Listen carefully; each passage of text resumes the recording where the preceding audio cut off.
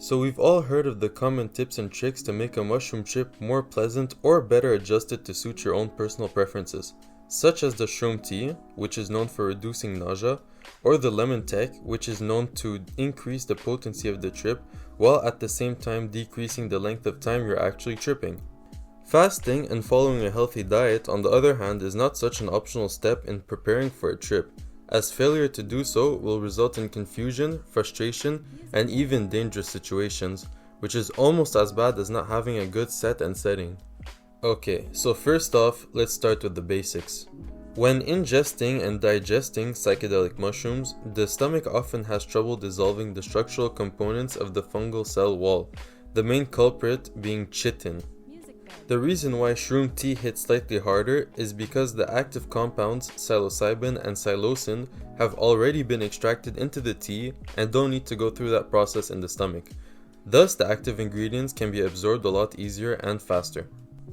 Another thing that occurs when ingesting magic mushrooms as a tea is that the trip ends sooner. That is also due to the fact that since there is no time spent having to deconstruct the fungal cell walls, the active ingredients get absorbed sort of all in one shot rather than if they had been sitting in the mushroom for sometimes over hours waiting for the stomach acids to finally get to them.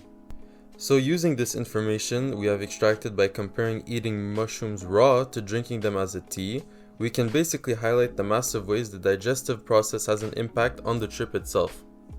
Now that we got the boring and formative part out of the way, we can finally tackle the meat of the conversation where everything I said until now will fall into place. How to correctly fast to be well prepared for a trip. Emptying your stomach is crucial because, as we said, digesting the mushroom raw alone is a monstrous process for your stomach to accomplish effectively and efficiently.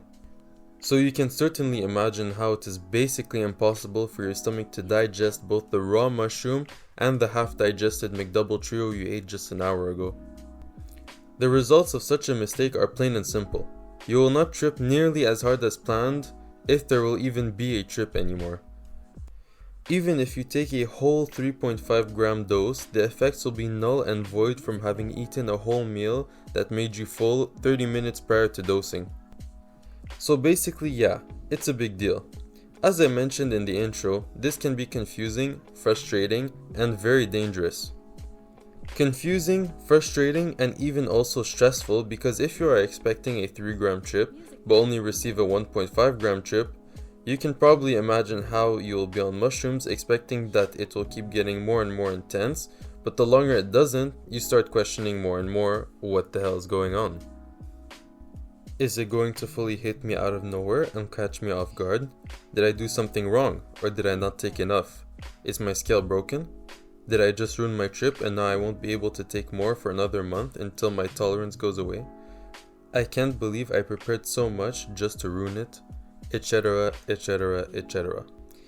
Basically, you'll get sucked into the bad thought loops and not only will your intended 3 gram trip be ruined, but also the 1.5 gram trip.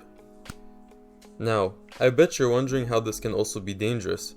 Imagine you don't figure out that it didn't hit hard because you ate right before and you chalk it up to having a natural predisposed tolerance to psychedelics or whatever excuse you come up with. And next time you will take a 5 gram dose instead of a 3 gram dose. But this time you didn't go to eat McDonald's at lunch and only had a light breakfast like cereal or fruits. I don't really need to even explain or get into the dangers of psychedelics in this video. Let's just say this is one of the worst things that can happen, and trust me, nobody reacts well to overdosing on psychedelics. And yes, overdosing doesn't necessarily mean you die, it just means you took more than you intended to by accident. A quick Google search allowed me to deduce that it takes between 2 to 4 hours to fully empty your stomach. When to start your fast depends on what time you're planning on dosing, and also when you wake up, because the stomach is inactive while asleep. So basically don't count the 2 to 4 hours while you're sleeping. Personally, I go a bit overkill, but that's just because I find it easy to fast.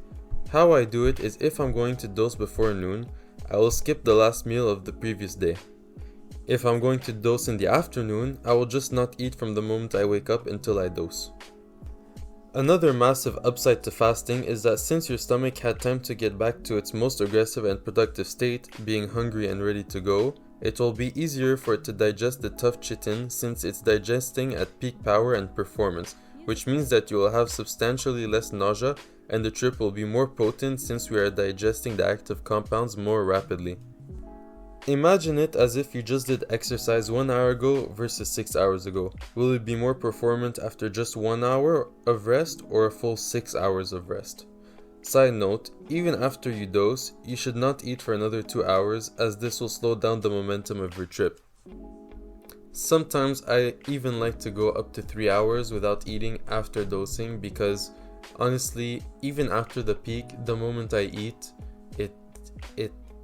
it slows down the trip substantially because I guess your stomach is still digesting the remnants of the mushrooms, and therefore if you eat, you're basically washing it down. And as I said in the beginning, if you eat even after taking 3.5 grams, you'll barely feel anything. So eating while you still have mushrooms in your digestive system is basically flushing them out, and your trip will end a lot sooner. This part is less important than the previous part, but is also a good practice, especially when taking higher doses. We all know that psychedelics make you hypersensitive to everything: thoughts, emotions, senses, temperature, color, and light, just to name a few.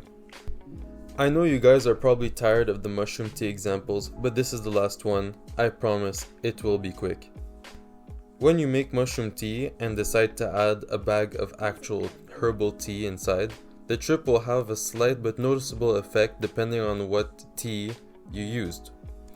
Again, I will go more into depth in another video, but same as how different teas affect the trip differently, foods also have a noticeable different effect on your trip. To summarize, if you eat healthy, you will have a clearer and less cloudy headspace and a more comfortable, relaxing, less nauseating, and more enjoyable trip. If you eat gluttonous, unhealthy, greasy foods, you will have a nauseating, cloudy, bad thought-inducing, uncomfortable, and less relaxing trip. Obviously, these effects are minute but nonetheless present, and the more you dose, the more they will be noticeable. To avoid this, follow a healthy diet for about a week before the trip. Salads, oven-roasted chicken, fruits, vegetables, and non-processed foods are what we're looking for. But let's be real here. This is obviously more of a task than simply fasting and also less important, so I would only suggest it if you are taking a big dose. Because personally, I am too lazy to do all that work for barely noticeable differences at 1.5 grams, but for those who are doing 3 grams plus, this is definitely worth it. Just eating healthy puts you into a healthy mindset, which is perfect preparation for big trips. Basically, like meditation. So there, I just found another reason to do it. You're welcome. So now we know the pros of fasting and following a healthy diet in preparation for a shroom trip, such as a less nauseating come-up and an overall more clear and powerful trip. There is honestly not a single con to adding these steps to your preparation checklist. The reason I thought about making this my first video is because it is by far the most important and least talked about step in preparing for a mushroom trip. I've heard about lemon tech and mushroom tea probably 100 times more than I've ever heard about fasting, and that is crazy to me because this is essential, whereas lemon tech and mushroom tea, as much as they are helpful, are not nearly as essential as fasting. And every time I see a trip report about like some person taking 5 grams and 10 grams and whatever crazy dose, and they don't mention whether they fasted or not, I'm always wondering whether they did, because the trip sounds like it's a lot less potent than it should have been, and I'm sure like almost half of these people are eating and then dosing without realizing that it's diminishing the potency of their trip. So that's another reason. Hope you guys are now shrooming just a little bit smarter. Let me know about any criticism, positive or negative, and also questions you would like me to answer in future videos. Thank you and see you guys soon.